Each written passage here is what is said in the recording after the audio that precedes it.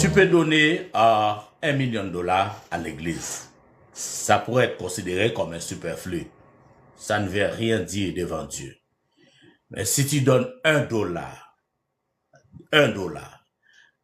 tu soutiens un ministère avec $1 de tout cœur, ça c'est une obéissance à la parole de Dieu. Vous voulez obéir à ce que la parole de Dieu dit. Faut pas obéir à un homme. Si tu veux faire quelque chose, tu veux voir que l'homme que je suis, je vois ce que tu fais. Ça ne marche pas. Non, c'est pas ça qu'enseigne la parole de Dieu. Il y a beaucoup de choses dans cette Bible. Moi, si je te dis combien de temps ça m'a pris pour étudier la parole de Dieu, vous allez dire, mais non, comment quelqu'un peut disposer tout ce temps pour étudier la Bible, pour étudier la théologie?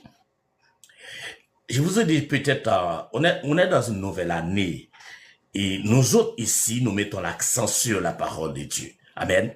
Alléluia.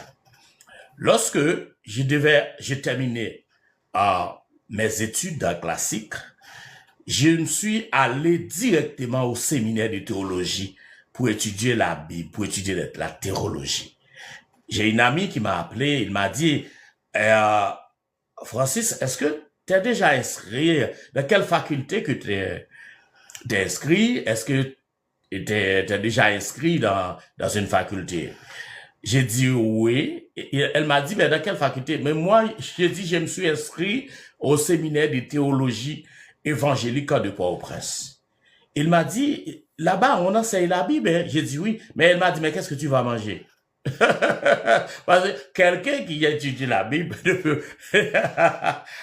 et elle se demande, mais qu'est-ce que cet homme va manger? Parce que lui, il a terminé ses études classiques, il est parti et il se fait inscrire dans un séminaire théologique pour étudier. Mais est-ce que tu vois la réflexion? Mais moi, c'est parce que, en tant que jeune, je voulais obéir à la parole de Dieu parce que le Seigneur m'avait sauvé à plusieurs reprises. Avant la mort de ma mère et après la mort de ma mère, Satan a essayé de me détruire. Mais je voulais être reconnaissant à Dieu